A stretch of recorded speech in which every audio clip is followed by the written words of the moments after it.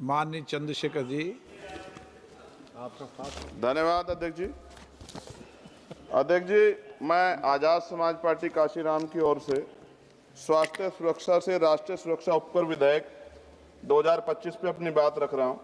यह विधेयक जितना बड़ा नाम लेकर आया है उतने ही बड़े सवाल साथ लाया है। इस बिल का उद्देश्य राष्ट्रीय सुरक्षा और लोक स्वास्थ्य को सुदृढ़ करना बताया गया है, लेकिन इसकी संरचना, प्रावधान और भाषा में भारी अस्पष्टता है। अतिशक्तियां और राजस्व वसूली की प्रवृत्ति स्पष्ट रूप से दिखाई देती है। विधेयक का उद्देश्य स्पष्ट नहीं है, नाम बड़ा और दिशा धुंधली।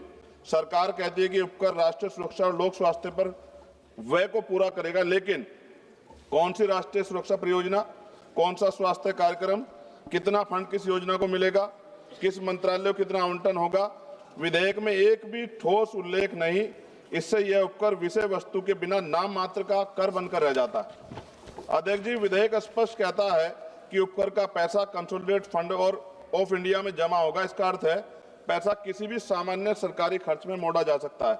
ना संसद में स्पष्ट हिसाब मिलेगा, ना जनता को पता चलेगा कि स्वास्थ्य या सुरक्षा में कितना पैसा लगा है। यदि पैसा कहीं भी जा सकता है तो इस उपकर का नाम स्वास्थ्य सुरक्षा क्यों? उत्पादन आधारित उपकर, उद्योग पर भारी प्रहार। इस बिल में मशीनों की क्षमता और उत्पादन पर उपकर लगाया जाएगा। इतना भारी उपकर छोटे उद्योग को समाप्त करेगा, मध्यम उद्योग को अस्थिर करेगा, लाखों परिवारों की आजीविका खतरे में पड़ेगी, उत्पादकों पर अनुचित आर्थिक दबाव पड़ेगा। क्या सरकार उत्पादन और उद्यमियों को दंडित करना चाहती है बिल लाकर? क्या अधिकारियों को अत्यधिक सख्त या भ्रष्टाचार का खतरा दोगुना? विधेयक में तलाशी, जब्ती, छापे, निरीक्षण, गिरफ्तारी और सख्त ऑडिट के विशाल अधिकार संयुक्त आयुक्त स्तर के अधिकारियों को दिए गए हैं। इससे अधिक शक्तियों से दमनकारी कर वसूली बढ़ेगी, व्यवसायी भय में काम करेंगे, भ्रष्टाचार और रेंट स्कीम को बढ़ावा मिलेगा। इतिहास गवाह है, कभी अत्यधिक दमन से न अनुपालन बढ़ता, न राजस्व। अवैध छुपा हुआ भूमिगत उत्पादन बढ़ेगा। जब मशीन की क्षमता पर भारी उपकर लगाया जाएगा तो उद्योग उत्पादन छुपाएंगे, अवैध यूनिटें चलाएंगे, अंडरग्राउंड फैक्ट्रियां बढ़ेंगी, काला बाजार मजबूत होगा और WHO के अनुसार GST सेस बढ़ने के बाद अवैध बाजार में 13,000 करोड़ तक दुगना हुआ है। क्या सरकार वही गलती दोहराना चाहती है? नशीले उत्पादों की मांग कीमत बढ़ने पर भी नहीं घटती। अध्यक्ष जी, पान मसाला जैसे उत्पाद एडिक्टिव है। कीमत बढ़ने से इनके उपभोक्ता कम नहीं होते, बल्कि गरीब लोग सस्ते, मिलावटी, जहरीले, काला बाजार उत्पाद खरीदते हैं। स्वास्थ्य जोखिम में बढ़ता है, सरकारी अस्पतालों पर बोझ बढ़ता है, समाज में दीर्घकालिक नुकसान होता है। क्या यह स्वास्थ्य सुरक्षा या स्वास्थ्य संकट है? राज्यों को उनका संवैधानिक हिस्सा न मिलना, इससे उपकर नॉन डिविजिबल है।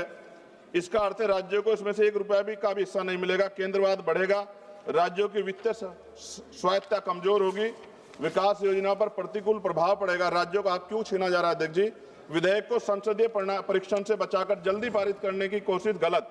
इतना महत्वपूर्ण और व्यापक प्रभाव वाला विधेयक उद्योग, उपभोक्ता, राज्यों, कर प्रणाली, आर्थिक गतिविधि सभी को प्रभावित करता है।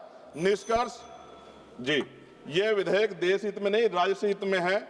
और माननीय अध्यक्ष जी, सभी तथ्यों को देखते हुए स्पष्ट है, ये विधेयक अस्पष्ट है, अनियंत्रित है, शक्तियां देता है, उद्योग विरोधी है, अवैध बाजार बढ़ाएगा, गरीबों को नुकसान पहुंचाएगा, राज्यों के अधिकार छीनता है और उपकर प्रणाली को अविश्वसनीय बनाता है। हमारी स्पष्ट मांग है, विधेयक को तत्काल प्रवर समिति स्टैंडिंग कमेटी को भेजा जाए, उपकर की दर, उपयोग और पारदर्शक ठोस प्रावधान शामिल किया जाए, कर अधिकारियों की शक्तियों को सीमित और जवाबदेह बनाया जाए, उपकर राष्ट्रीय स्वास्थ्य व राष्ट्रीय सुरक्षा पर व्यय हो, इसका कानूनी प्रावधान अनिवार्य किया जाए।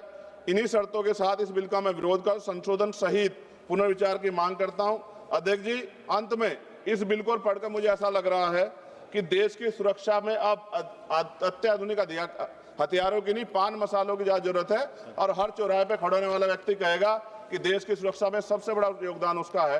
धन्यवाद अध्यक्ष जी। जय भीम, जय भारत, जय संविधान। राम प्रीत मंडल जी। माननीय अध्यक्ष जी, आपने